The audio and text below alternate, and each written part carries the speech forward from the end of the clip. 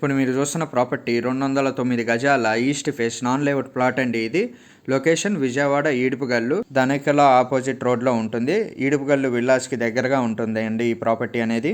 Width వచ్చి 33 feet ఉంటుంది, length వచ్చి 57 ఫీట్ ఉంటుంది.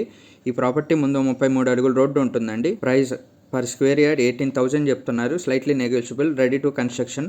మీకు ఈ ప్రాపర్టీ యొక్క ఫుల్ ఇన్ఫర్మేషన్ కావాలంటే డిస్క్రిప్షన్లో ఉంటుందండి, చూడండి.